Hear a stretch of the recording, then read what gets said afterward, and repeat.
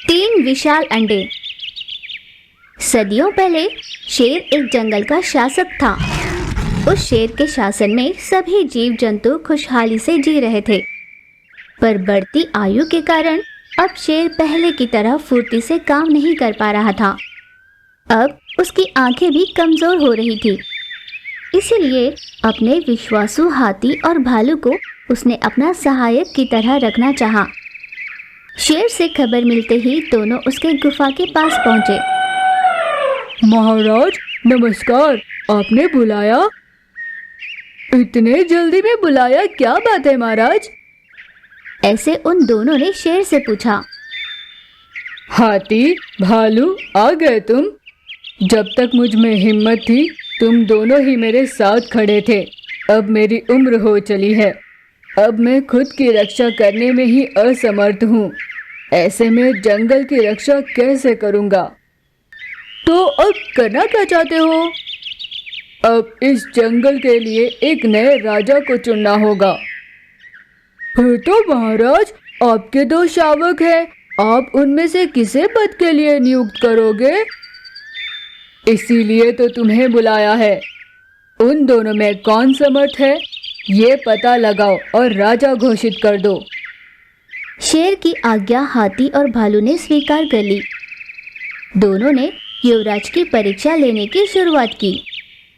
दौड़ प्रतियोगिता, शिकार प्रतियोगिता, लड़ाई की प्रतियोगिता, ऐसे कुछ स्पर्धा रखी गई।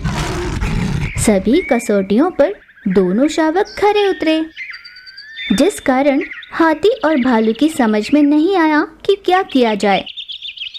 कई स्पर्धाएं रखी, पर तुम दोनों हर प्रतियोगिता में समान प्रतिभा रखते हो। अब मुझे ये जानना है कि इस जंगल के बारे में तुम दोनों कितना जानते हो? फिर भालू ने जंगल के बारे में सवाल करने शुरू किए। अगर कोई मुसीबत आई, ऐसी कौन सी गुफा है जहां जानवरों को सुरक्षित रखा जा सकता है?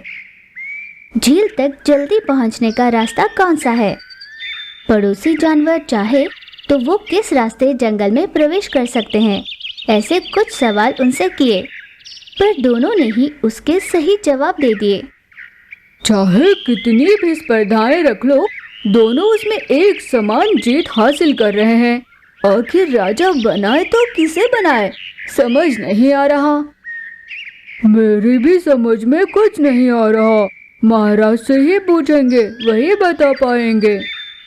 ठीक है, वही करते हैं। फिर वे दोनों शेर के पास गए, सारी बात उसे बताई। ठीक है, कल सभी जानवरों की उपस्थिति में फैसला लेंगे। दोनों को वहां बुलाओ। उसके अगले दिन जंगल के सभी जानवर, दोनों शासक शेर, हाथी, भालू वहां उपस्थित हुए। जब सभी जानवर एक एक कर उनसे सवाल पूछ रहे थे, तब अचानक वहां बड़े बड़े अंडे गिर पड़े। वो अंडे साधारण अंडों से आकार में बड़े थे। सभी जानवर उसे देखकर घबरा रहे थे। मित्रों, देखना तो जरा ये कैसे अंडे हैं। देखकर मुझे बताना कि कहीं उससे किसी को कोई खतरा तो नहीं। यूं शेर चिल्लाकर पूछा। दूसरा शावक उन बड़े अंडों के पास जाकर उनको फोड़कर देखने लगा, पर उसमें कुछ नहीं था। जानवरों, ये अंडे खाली है, इनसे किसी को कोई खतरा नहीं, अब रुक जाइए। यूं आवाज लगाकर वो सबको रोकने लगा। तब शेर ने कहा, खतरे का आगे बढ़कर सामना करने वाला और बाकियों को धीरज देने वाला ही राजा बनने के काबिल होता है। दूसरे शेर को ही राजा घोषित किया जाए। शेर ने फैसला सुनाया। दूसरे शावक ने ही राजा की पदवी की जिम्मेदारी उठाई और जंगल के शासन का निर्वाह करने लगा।